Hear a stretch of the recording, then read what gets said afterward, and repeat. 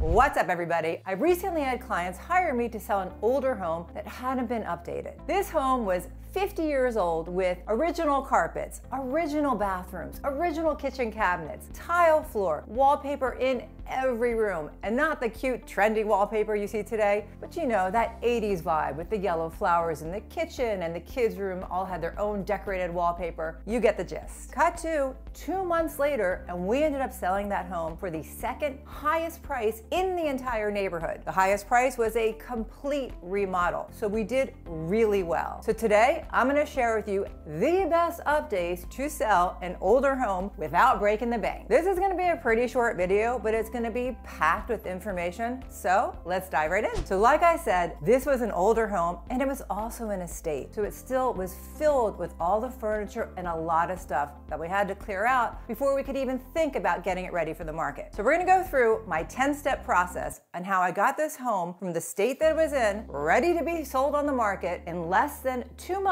with a budget of under $18,000. You may be thinking, 18,000? That sounds like a lot, but it really isn't when you see what we needed to do to get this house ready. We didn't waste a nickel. So let's get right down to it. Okay, so the first thing we had to do for this house is an estate sale. Because like I said, it was an estate and it was still filled with a lot of furniture, a lot of stuff, and some pretty valuable antiques. So if you're in our area, I can definitely recommend somebody, which is what I did with our seller. But if you're not, talk to your realtor. They should have people that they've vetted that can do a really good job for you. Because it can be kind of scary to have somebody in the house pricing everything with all the valuables and then selling it. In this situation, it worked out perfectly. She did a great job, and the seller actually made more money than they thought they would, which then we could create a budget from that money to get the house ready for the market, even with them taking 45% commission, which is pretty normal if they're good at what they do. Seller still did really well. So like he said, they did a ton of work and it was worth every penny. So after the estate sale, it's time to deal with everything else, because the goal is to get this house empty so we can really evaluate what needs to be done to get it ready for the market. So my advice is to take some Post-its and make 2 piles, 2 labels. 1 donate, 1 discard. Everything that you're getting rid of, that goes to the dump. And everything else, you can either donate and possibly get a tax write-off, or you can donate to your local church, the Salvation Army, Goodwill. In our area, we have Interfaith Works and a wider circle. It actually feels really good to see people being able to use the stuff that you can't use anymore. So like I said, 2 piles, donate and discard. And if you are actually keeping stuff from the house that means something to you, there may be a 3rd category, which is what you're gonna store. So now that we have an empty house, we have good news and bad news. The good news is we got an empty house. The bad news is now you can really see the walls and the floors and properly evaluate what needs to be done first. In this house, it was all about the wallpaper. Like I said, every room had wallpaper and different wallpaper, some textured, some not. It all had to go. Now, you may have heard that you can paint over wallpaper, and that may be true, but I do not recommend it, especially if you're getting this house ready to sell on the market. It's cheap, it doesn't always work, sometimes it bubbles, it's just not the right thing to do. So what we did is we removed all the wallpaper in the entire house. I got my seller 3 different quotes. He actually picked the cheapest one, because honestly, it's not that complicated, it just needs a lot of labor. After all the wallpaper is removed, you gotta paint the house, and paint it all the same color.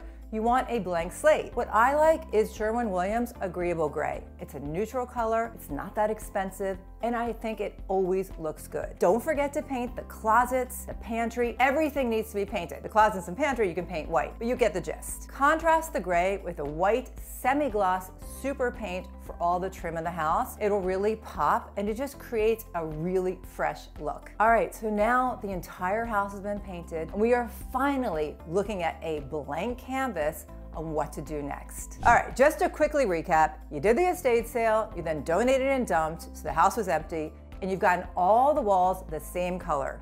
Either you had to remove wallpaper, or if not, you just painted the entire house a nice neutral color and you contrasted it with white trim. Next thing on the list is to look at the floors and the carpets. If you do have old wood floors and they are really damaged or scratched, you probably should budget to refinish them. But in this case, we didn't want to do that, and honestly, we didn't have the budget to do it. So instead, try using Murphy oil, or if you can, get some pure tung oil, which comes from the seeds of a tung tree. It really gets into the wood, enhancing its color and grain, and it'll look really good. In the house I'm talking about, there were hardwood floors floors only in the family room, dining room, and living room. They were okay, so we decided not to refinish them and take that money and put it towards something else. We did keep the original tile in the foyer and the kitchen because the only way to really improve it within our budget was to put tile on top of tile, and I really just didn't think it was worth it. So we kept it. It was okay. So moving on to the kitchen. Now in this particular house, the seller had replaced the countertops with granite a long time ago, but still, it was fine. But the cabinets were original wood cabinets with the original dated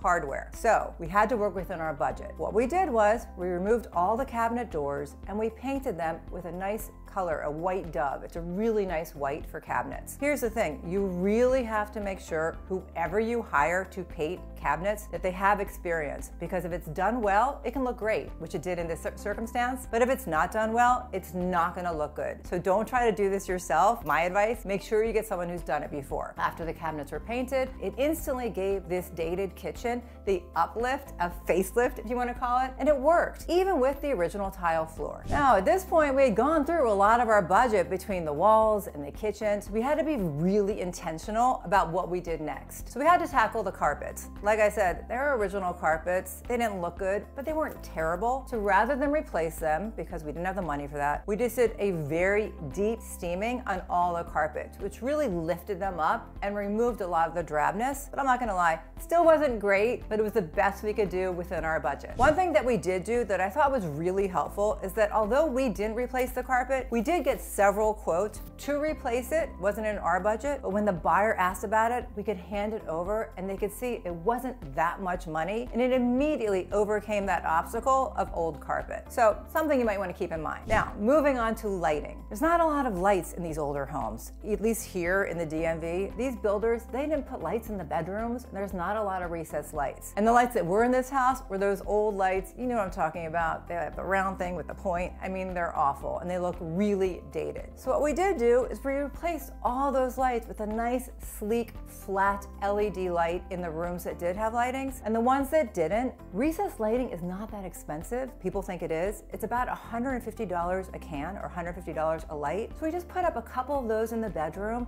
to give it some light. It really was very cost effective and brightened up the whole house. So we have 3 items left and then we are ready to hit the market. First, we have landscaping. Now landscaping can be really expensive. So you have to be mindful of what the house needs to go on the market. If you're selling in the spring, it's easy. You need mulch in all the places you can. And you do it right before pictures so it's nice and bright and clean. So we mulched everywhere. Obviously you mow the lawn, trim back the trees. No trees should ever be touching your house. It can really invite termites and other pests to come into your house. So trim the trees, put some fresh mulch. If you still need some color, maybe add some bright flowers around the door and some pots just to give it a nice bright look. That's about all we did. Next up is a deep clean. Now you may be thinking, why do you need to do a deep clean? You've already steamed the carpets and you painted the whole house. But remember, we got the kitchen, we got the bathrooms, we got the basement. The house needed a deep clean. So I've got a team of people I bring into my listings to really get in all the nooks and crannies and get this place looking great. It is super important. And once again, you do it right before you're doing pictures so everything is shiny and clean and sparkling. Now finally, and I think this is super important, especially with older homes and older floors and carpets, and that is staging. I have a whole video on tips and tricks on staging, so you can check that out next. But I'm telling you, it kind of hides that old drab carpet and it really gives the house an updated vibe. It is really, really important. Remember, we didn't replace that carpet, so the staging really helps. And here's the thing, you don't have to stage the whole house. Just the main level, primary bedroom, and then put some cute things in the bathroom and the kitchen to really give it a fresh look. Like I said, you can check that video out next. So that's our 10-step process, but if you still have some extra money in your budget, some other things I would consider doing are replacing the faucets in the bathrooms and the kitchen, replacing some old dated mirrors in the bathrooms, because remember, these are original bathrooms. So if you have more money to budget, try thinking of these tips that can really increase the value and increase the look. Fortunately, I had a great seller that really took my advice and input, and he ended up doing incredibly well. Like I said, the second highest sale in the neighborhood. So they were really, really happy. I hope you all got some value out of today's video. If you did and you want to show our channel some support, consider subscribing and liking this video. It just motivates us to make more videos. We have more videos that help sellers, so if you are thinking about selling your home, check out our playlist. Thanks for watching. I do appreciate it.